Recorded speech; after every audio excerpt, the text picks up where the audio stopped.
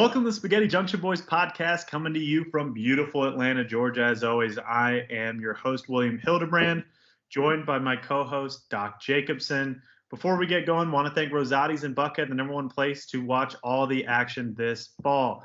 The coldest beer on draft, the best wings in Atlanta, the best pizza in Atlanta, over 40 big screen TVs, over 100 cold beers on draft. Support the people who support us, support Rosati's in Buckhead. Now, Doc, the wings and pizza at Rosati's are fantastic.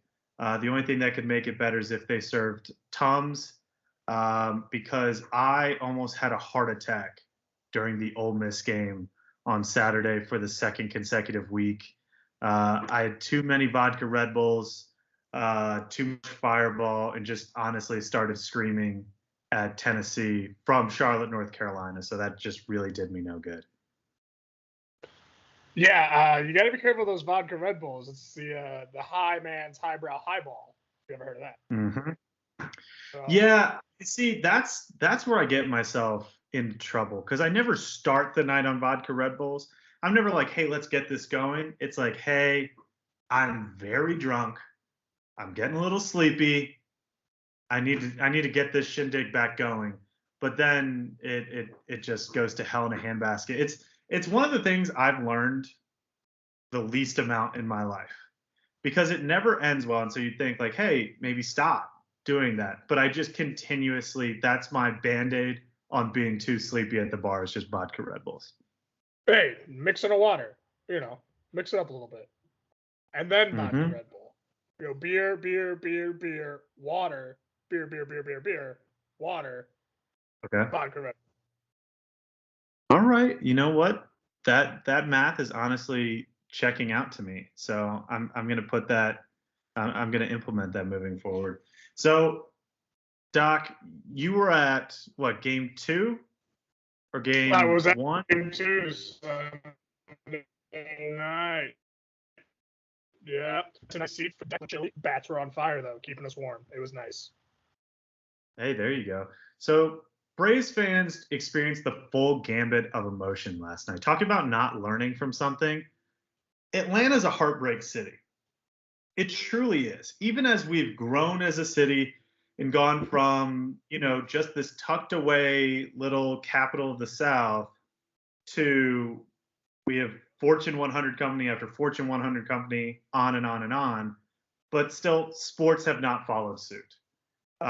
You see that the Hawks made the Eastern Conference Finals last year, but still have never won an NBA Finals. I'm not even sure if we've been to the finals. I don't think so. The Falcons finished 2 Super Bowls ever, lost both. What? Didn't Dominique Wilkins win a championship like back in the 80s? Late 70s? Mm-hmm. No? You're thinking of the slam dunk competition, Doc. That's where best dunkers in the NBA get together and put on a show for the fans.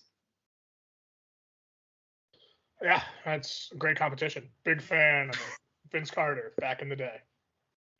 But then you have the Braves, who've won just one title since coming to Atlanta and had a heartbreaking NLCS loss to the Dodgers just last year.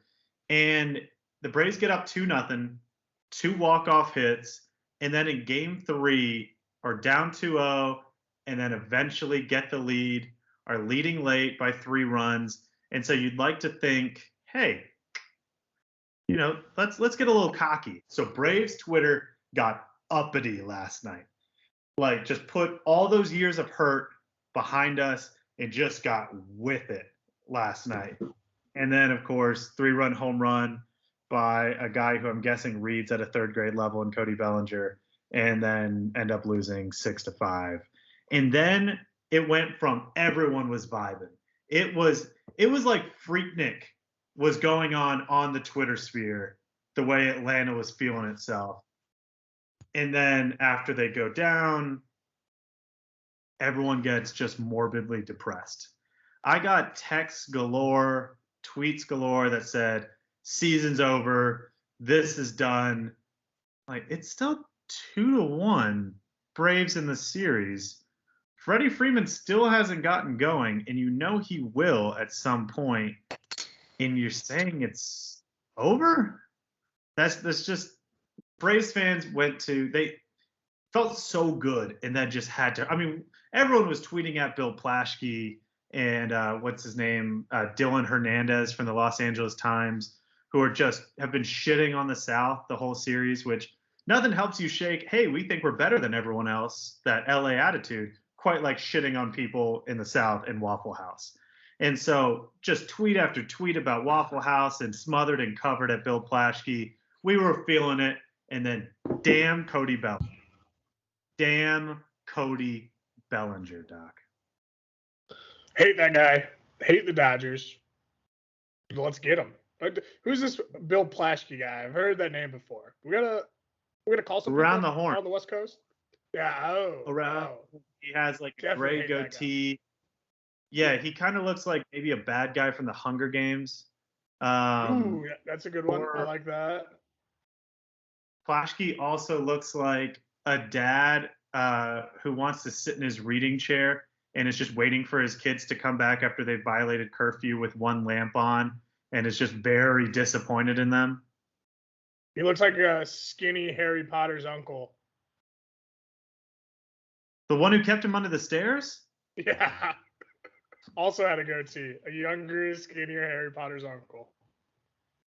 Bill Plaschke looks like the kind of restaurant who hasn't seen his waiter or waitress in some time and says to his family, "Can you believe this?" He looks like he's the one that caught Shamu and put him in SeaWorld. Is that a Blackfish reference? The Yes. documentary from CNN? Yes. That's a deep cut. Bill Plaschke in another life, if you replaced his voice, and he's going to hate this one, if you replaced his voice with a deep Tennessee accent, he would look like 90% of crew chiefs in NASCAR. Yeah. He could probably commentate for the Vols football team. He could be up in the booth. Mm-hmm. So we're recording this as the Braves and Dodgers are playing Game 4. It's top of the second, 0-0 right now. We'll see what happens, but I don't want Atlanta to hurt. I don't want Braves country to be hurt. The Braves fans deserve this. All right, I'm just gonna get on that. Okay, Braves fans are like Red Sox fans, or like Yankees fans, or like Cubs fans. That they're everywhere across the country. And Braves fans deserve this. Come on, this city never sees winners. Ever. People always talk about Cleveland this, Cleveland that, Detroit this, Detroit that. We never see winners down here. Sure, we care about college sports as a city. You'll just see this flag and this sticker. This bar's the Auburn bar. This bar's the Alabama bar. That's our thing. But we still deserve this. You look at how Truist was. Oh, we got a dinger. 1-0. All right. Let's see it, Rosario. Ooh, Rosario. Let's ride. So, LA. Listen, you don't feel bad for LA like you don't feel bad for Miami. Anywhere where it's 80 degrees in December and they have a beach and they have we have clubs here, but they have clubs on the coast, in the Miami and the LA. And so you can't really terribly feel, oh, I'm sorry, your team lost. But here, I mean, we're sitting in 285. We're cussing at everything. We're looking at the billboards saying, hey, the Powerball is at this, and we're just imagining leaving Atlanta. So give us this. All right. Let us at least get to the World Series. And now it looks like, unfortunately, the Astros are up 3-2 heading home for 2 games. And give credit where credit's due. The Astros look like they have a good chance to win their first ever World Series as a franchise. But I'd love for the Braves to take that from them. I'll say this, LA, worst city I've been to ever. Been to a lot of cities in this country. LA's been the worst. You see, mine. Mine is New York City. If we're going on a smaller scale, I apologize. People from Indiana are fantastic. Terrific people. Very pale, but very nice people. Fort Wayne is among the worst places I've ever been, city-wise. Fort Wayne's not great. Is that still incorporated? I mean, once I win the Powerball, it's not going to be, but we'll get to that later. So let's get right into it. Gamblin Dans.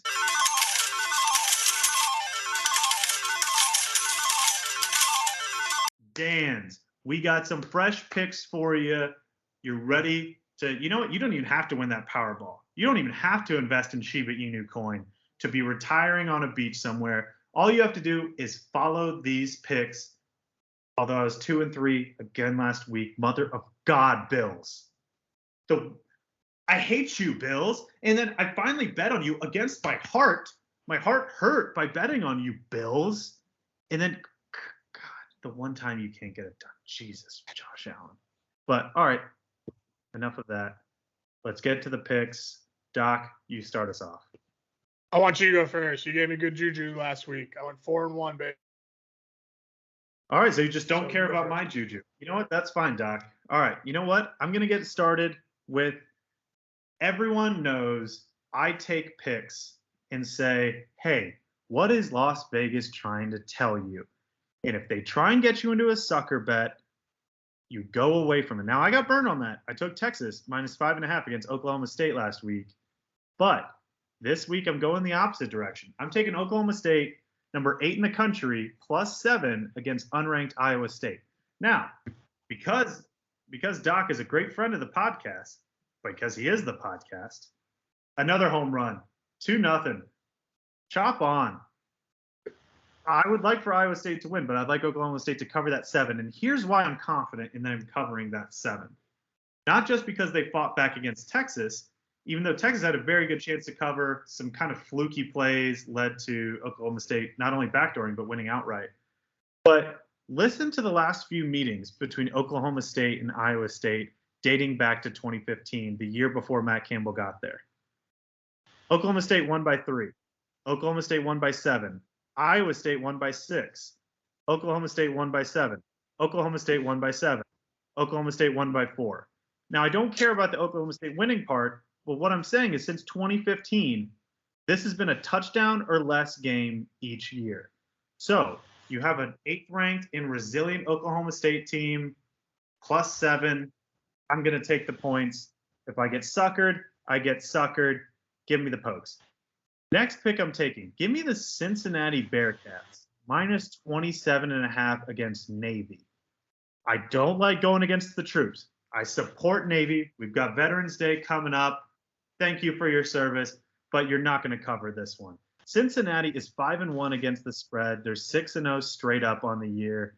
And they're in a point where it's in their grasp to get to the college football playoff. They need style points. Now, some teams can fold under that pressure. We saw them against Central Florida last week. Absolutely blitzed them in the first half, buried them in that game. There's still talent there. It's still Gus Malzahn on the sidelines. That's not a bad team, UCF. And Cincinnati boat raced them. Now they're playing Navy. Navy is awful. Navy is awful. And when you're a bad team and you're a one-dimensional team who absolutely cannot throw the ball, you're in a lot of trouble. So give me the Bearcats huge in this game, 27.5. I like it.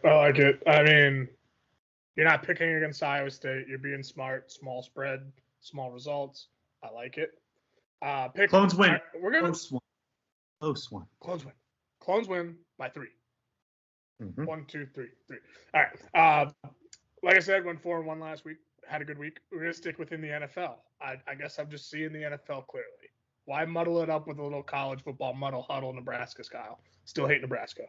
All right, pick number 1. We're going Patriots at home against the Jets. The Jets Jets are DEAD dead. They will not win a game again this year. I'm taking them, taking them all the way home. What is it, +8, -8.5? I think that's what I got it at. Love it there. Oh, excuse me, -7. Even better. I think they win by 2 scores. It's easy. I really like this Mac Jones kid. This Patriots offense is coming into formation, really kind of coming around him and getting him up to speed, which is really looking nice. Jets defense is pretty solid, but I think there's going to be a lot of outside speed for the Patriots this week. Just really opening up that underneath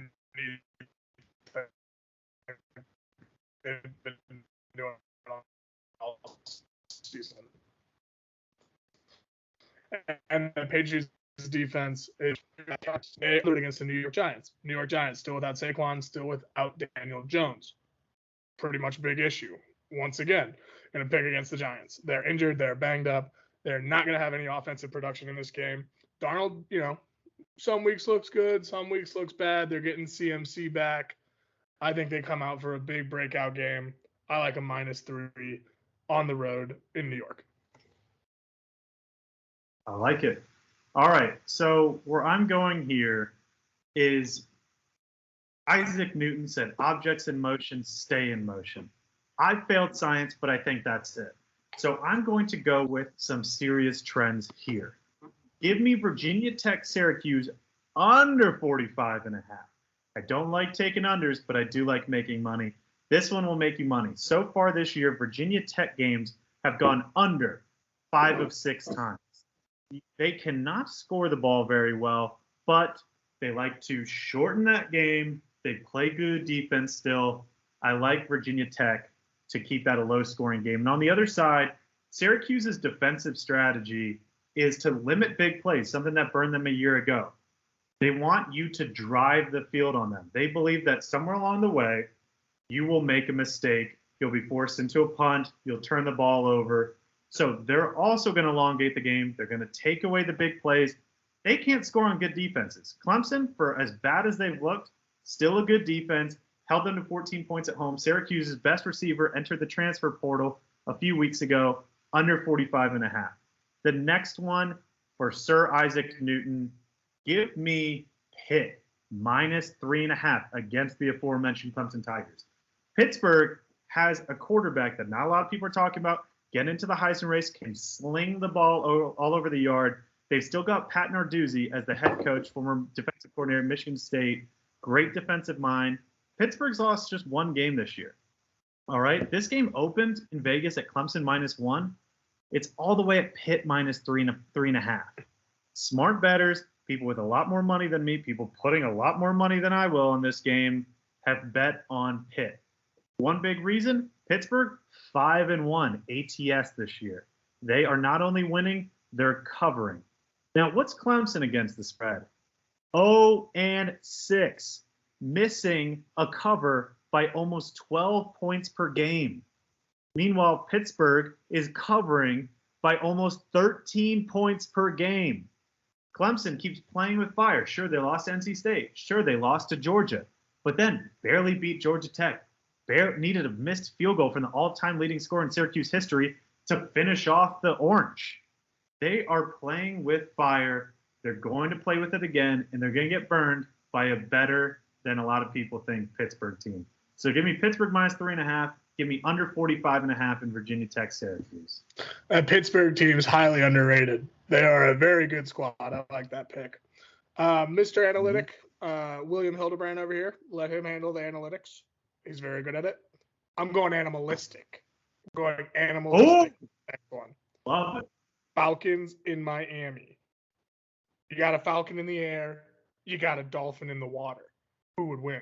Yep.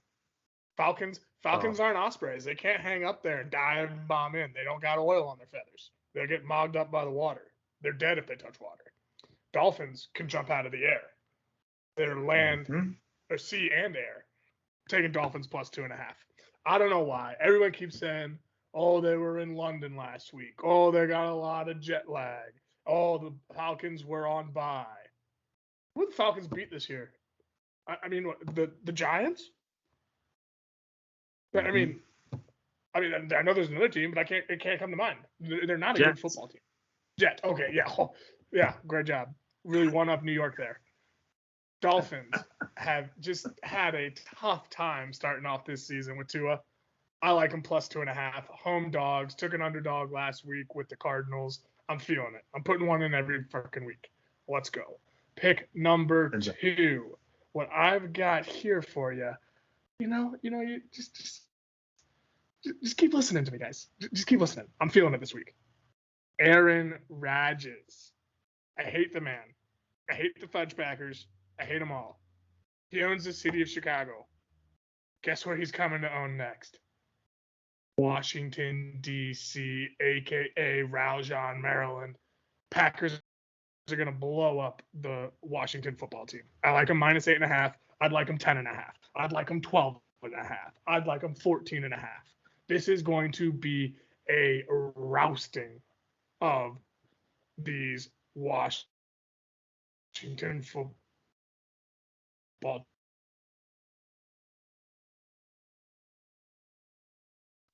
A solid defense in Chicago. Washington football team supposed to have a good defense. Hasn't been too good this year. I think Aaron Rodgers lights his secondary up like the 4th of July.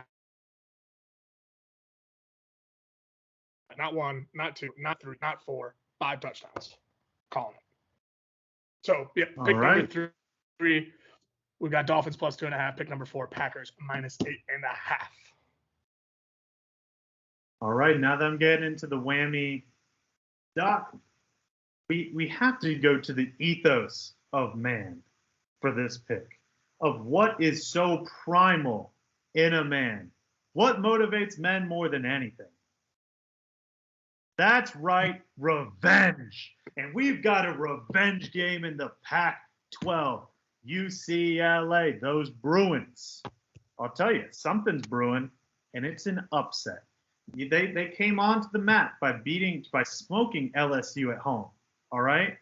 And now they're welcoming in the number 10 ranked Ducks, and they're favored minus 1.5.